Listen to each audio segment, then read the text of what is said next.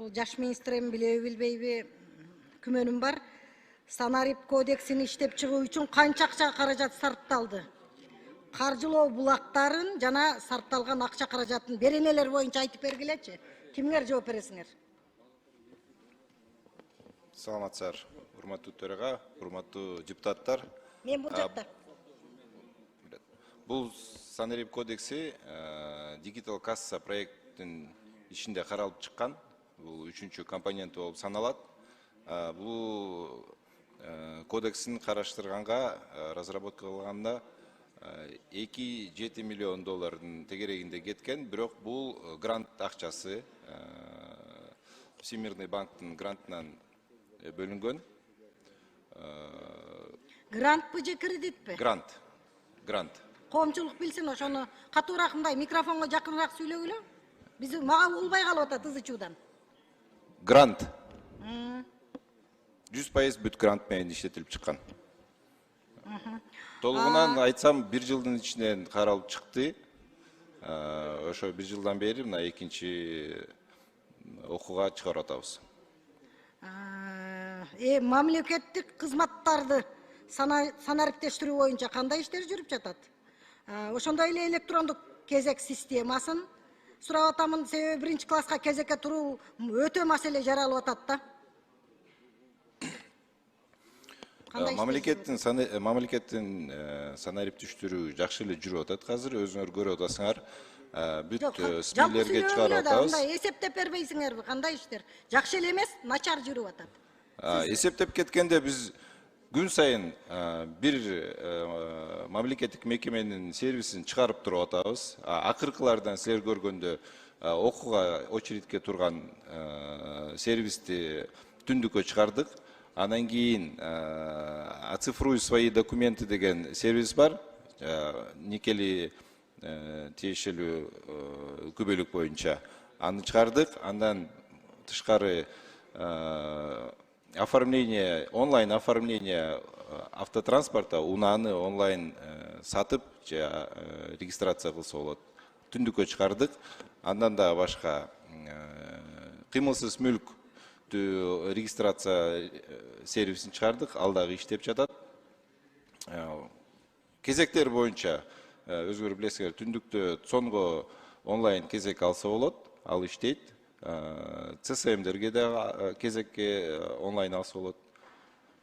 Санариптештирүү азыр жакшы эле жүрүп атат. Сиз айтып атасыз да, жакшы эле жүрүп атат. Ал эмне деген жакшы эле деген? Ал министрдин сөзү эмес да. Мен мына жакынкы күндөрү нотариуска барып 2,5-3 саат кезекке турдум. Өтө бардык мына түндүк электрондук системаны дагы өркүндөтүшүңөр керек. Мисалы, саламаттык сактоо мекемелеринде поликлиникаларга бардыңызбы? Барып көрүңүзчү. Жөнөкөй жарандарыбыз 1 суткалап турган учурлар болуп атат кезекке. Анан кайдагы санариптештирүү? Санариптештирүү деп жүрүп бир президентибиз кетти. Санарип деп жүрүп. Эми азыр деле ошол эмеде тас кейпиңерди кийип отурасыңар да.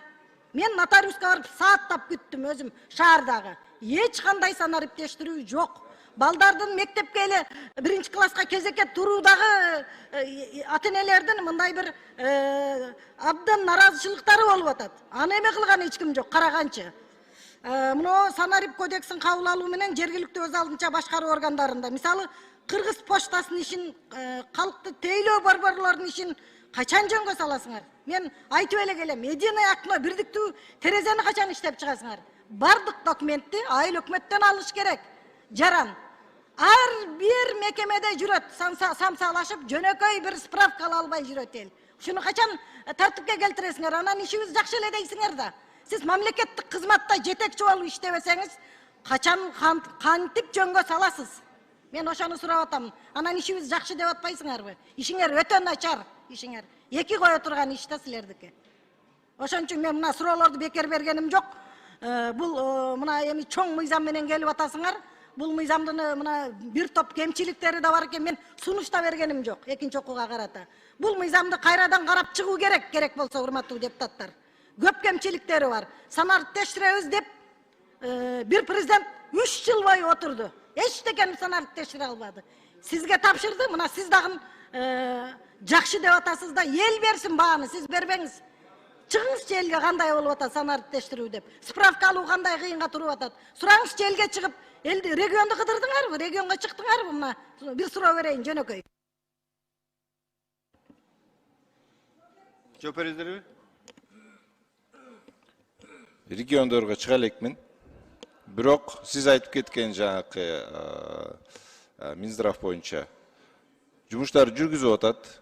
Наркология, психология справкаларын онлайнга чыгардык. Азыр 083 справканы иштетип чыгып атабыз. Аны билесиз, бир эле 083 справканын ичинде 15 дегендей докторлор бар, ошолордун заключениясын чыгарыш керек. Аны кылыш үчүн, санариптештириш үчүн кичине убакыт керек.